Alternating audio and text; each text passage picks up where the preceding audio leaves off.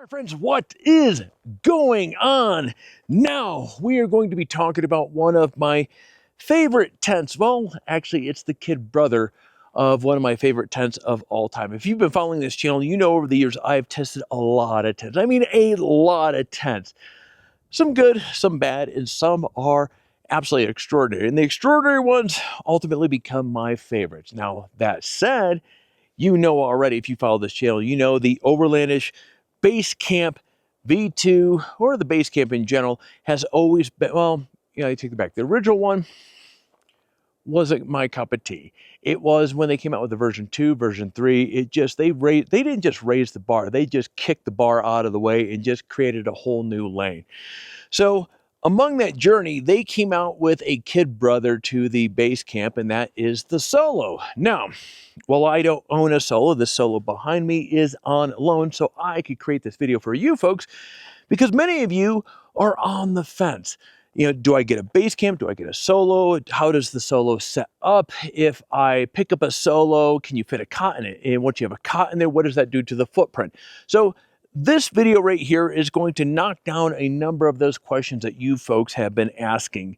We're going to set this Solo up behind me, and then what we're going to do is we're going to put a cot inside of it, and so therefore you can see firsthand what that does to the footprint and help you make an educated decision if this is going to be the right tent for you.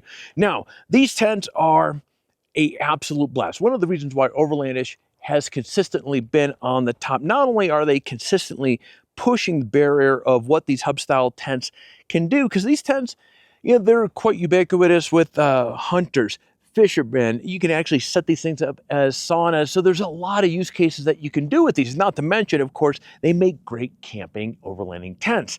Now, the Solo here, while I don't own one myself, and that's by choice, I prefer the Base Camp, the bigger brother of this one here. But boy, a lot of you have been asking questions, and I get it. This thing only weighs 39 pounds. You're getting something that has a ceiling height of 6'7", or I think it's, hold on, let me verify that. I think it's like 6'7", but the dimensions inside of it, yeah, 6'7". So the dimensions inside of it, you're talking about 6'10", 6'10", 6'7". So, you're getting a lot of, for the size of this, it's a small axe chops big tree. But anyway, that said, let's crack this thing open. Let's set it up.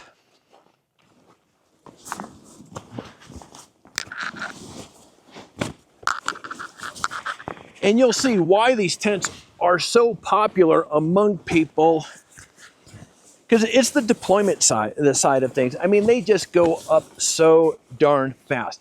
And how it goes, again, this works no different than the Base Camp. Once you get this kind of butterflied out a little bit, you have the center string or rope right in the center here. You're going to pull on this. Meantime, you're stepping on the base of the floor. You're going to pull up, pop. It is that simple. Come over next, raise it up a little bit, grab the center inside while you're stepping on the base. Grab it center, pop. Oop, I got off my mat a little bit. Grabbing the center, stepping on the base, pop.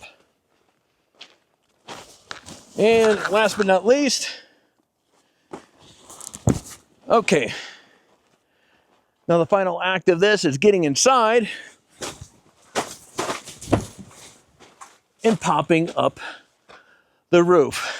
Unlike the Big Brother floor, the footprint that comes with it, or that you can pick up with it rather, this one, the footprint hangs out the front a little bit. Now, the floor of this, I intentionally did not zip in. Well, this is how I received it as well, but I also did not zip it in, so therefore you could see how this all kind of comes together. Let's get some light into here. Okay, so you can see the remaining portion of our footprint here. Now this acts as our little porch, our little area that we can leave our shoes and so forth, which is a nice touch as well. Now you have a zipper. And again, let's open up some more light in here. These are one of these windows here. I love it when they came, I think it was the version 3. And I don't know whether they technically have version 3. Those that really follow what this company are doing, you kind of keep tabs of, okay, well, that's V1, that's V2, V3. I believe this was V3 when they came out with these lower windows here, which are really incredible when you are sitting here on a cot that's close to the ground, and now you can open that up because you have the insulated outside, and then of course you have the screen side of it as well, so you have that cross breeze coming through right at bed cot level while you're in here. Even just opening this up right now, that made a bit of a difference with the air coming in.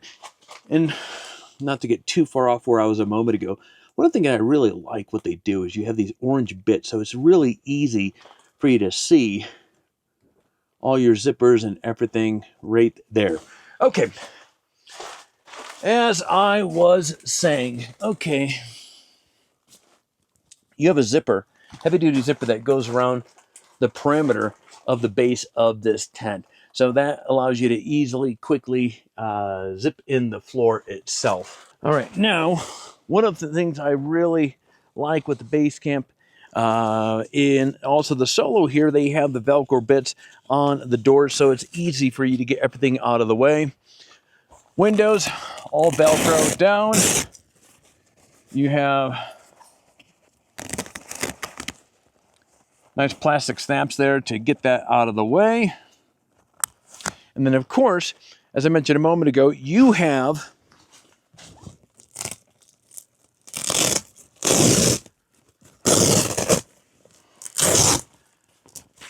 screens on all the windows, as well as plastic windows as well.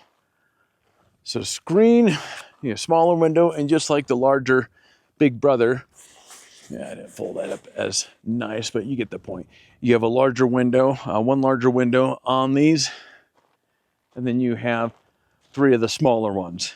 So with the 3 smaller ones, you have 2 of the ground level versions of those as well. Now let's go get a cot so we can stick that in there and see what that does to the footprint. All right, so now we have the Easy Cot by Bear cot inside of here.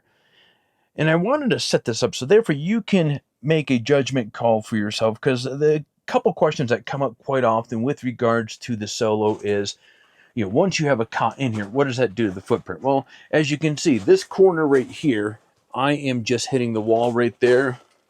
And while I have the door open right there, it's close. Obviously in the center here, I have a bit more room. Now this cot right here is 31 inches by 78 inches. So one of the common questions comes up, what does that do to your footprint? Well, as you can see here, there is still, I didn't put the floor in, but you get the point.